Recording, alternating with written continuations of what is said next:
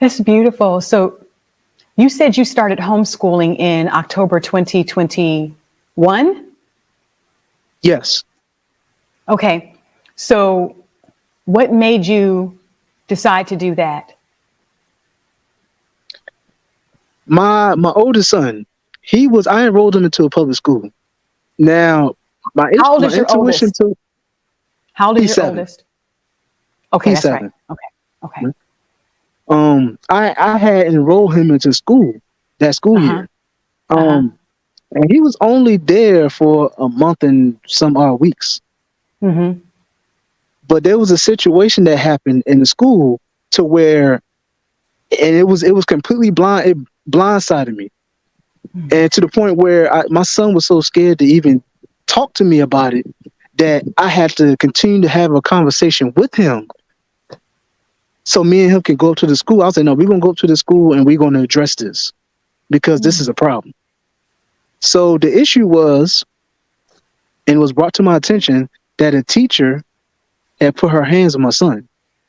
In what kind of way? Like an assault, or was it some other kind of? I think in the way she was trying to like discipline him Okay. in that kind of way. Okay. Um, and I didn't like that. I said, no, we're gonna address Exactly. this. Yeah. So when it got brought to my attention and I talked to my son about it again, he was afraid to talk about it at first. He was Because I don't afraid. like So it was several conversations I had to have with him until he got um comfortable enough to have that conversation with me. Which that. that made me know that it was some kind of fear instilled in him. That's why he was afraid to Yes. tell me. Yes. Mm-hmm. So Yeah. when I found out, I said, no. I said, this is what we're gonna do. I said, man, you can go up to that school tomorrow, and I don't want you to be afraid, and I want you to Yeah. hold your head up high, and we're gonna walk in there, and we're gonna take care of whatever's going on, this issue. Yes. So that next day, like when I pulled up to the school, I pulled up to the front of the school, and I parked in front of the school. I didn't. It wasn't no parking. It wasn't no parking space in front of the school. I parked up in the front of the main door of the school. I said, no, I said, when we go in here, and I had to talk to him, I said, Yeah. son, before we go in here, I don't want you to be afraid. I said, I Yes. want you to hold your head up high Yeah. and they can't do nothing to you.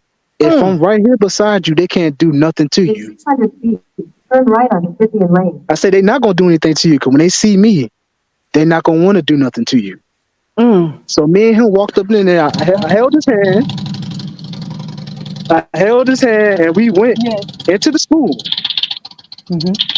And I was met by someone in the main office, which she was familiar with who I was Uh-huh. because she she knew my wife. Okay. So she grew my wife she grew up knowing this lady because she went to that Okay. same school when she was younger. Mm-hmm. So she was like, "Hey, Mr. Seldon, I normally don't see you in here," and I was like, "Yeah." I said, "But this is something that we're gonna have to address today." Mm. So Mm-hmm. when I said that, and she was like, "Oh, what's wrong? What's talk to me?" I was saying, so it was brought to my attention that my son's teacher put her hands on him, Mm-hmm. and I was like, I came to address that situation, and she was like, Yes. "Well, she's not known for doing that." I said, "I don't know what she known for, but we Don't gonna matter. find out today. Exactly. We gonna Mm-hmm. find out today." So she Mm-hmm. was like, "Okay, okay." So there was another woman that came, and I don't know if she worked in the office as well, or I don't know what she did in the office, but Mm-hmm. I automatically knew when this lady came by, she was a distraction. And I noticed it was a distraction before she came to me. I Mm-hmm. say, this is a distraction, but I know Mm-hmm. exactly how I'm going to carry the situation. So when she Mm. came up to me, she tried to take us into the hallway near the front entrance of the school. And she tried to have a conversation with me, oh, hey, I go to this church and I really would love you to come. And I was like, ma'am, I said, I don't mean no harm. I'm not interested. And she walked away. She was like, okay, well, bless your heart. You have a good day. I said, you as well. So I was Mm-hmm. nice. I ain't, Right. my intention is never to be mean to anybody whenever they come and have a conversation with me.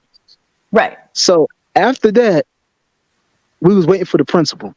The principal Mm-hmm. came Now, when the principal came, she tried to single out my son. Was like, "Oh, you can stand out there while I talk to your dad." I said, "No, you gonna come in. I know he gonna come in here with me, and we gonna talk about this. You're not gonna single my son out. No." So we went to the office. She closed the door, and she was like, "Okay, so she said, let's talk. Like, what's going on?" So I explained to her again, just like I told the lady when I first came to the school. I was like, it was brought to my attention that my son teacher put her hands on him, and I came here today to address that situation. So she was like, "Oh, well, she's not known for that." The same thing the woman said, and I was like, "I don't know what she's known for." I So said, she's "But supposed we to are be going known to for it, for investigate." somebody to do something? What is this? Mess. I said, "I don't care what she's known for, what you know her for, but I don't know her. So we are going to talk about this. We'll have a conversation about this." So the amount of time that we was in there, I would say we was probably in there for about maybe 15 minutes. 15. So during that conversation, she was interrogating my son. That's what I perceived that to be, because she was like pretty much tap dancing around him with different questions. I'm like, in my mind, I'm like, why is she asking him these type of questions? Yeah. But as she was doing it, she couldn't look me in my eye because I was looking her in her eye. And I was like, I wish you would say something sideways to my son. Yeah. Don't do it. I can tell that she was afraid to look in my direction, but I was Yeah. staring at her the whole time. I said, "Cause you know what you're doing is wrong. You know." She felt it. She felt it because at some point in time when I was staring at her, because I wasn't trying to intimidate her, but I did that because I was like, "You're not gonna instill no type of fear in my son. You're not gonna do that, Yes, like tread lightly. especially not in my presence. You're not gonna do that." Tread lightly. Tread lightly. So after she got done with the conversation, she wrote it down. She's like, "Okay, so I'm gonna do an investigation." In my mind, my intuition was like, "No, she not. She not gonna do no investigation." I said, "Well, I said, this is exactly what she gonna do." And this is the conversation that was in my mind as before we even left out the office. I was like, this is what she gonna do. She gonna say she gonna do an investigation. 2 days later, she gonna try to call me either the next day or that Friday, because it was on a Wednesday that me and my son went up there. I said she gonna wait till Friday and say, "Oh," I said, either two things gonna happen. Either she Yeah. gonna come back and give me the results of the so-called investigation, or she's gonna push it until that Monday because it's a Friday and the weekend is right there. So exactly what I thought. That Friday, I got a phone call. Now she said that she called me that Thursday, and she did not call me that Thursday. I didn't get no phone call. She left a voicemail. I said, "No, you didn't," because my hand was right there by the phone all day because I was waiting for this phone call from you. She called that Friday, and she was like, "Well, after my investigation, in my mind, you're lying." I said, "I know Yep. you're lying." After Yep. this investigation, she was like, "It was determined that the teacher did not put her hands on him." I said, "Well, let me tell you this, dude.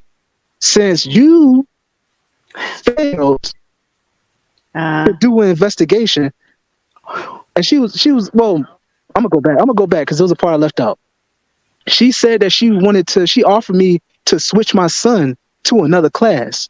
And I said Yeah. no. I said, "No, I'm not gonna give y'all another opportunity to put your hands on my son." I said, "So this is how we are going to address the situation. I'm not putting my son, I'm not gonna allow y'all to put my son in another class. I'm gonna take my son out of this school and unenroll him. And you have a nice day."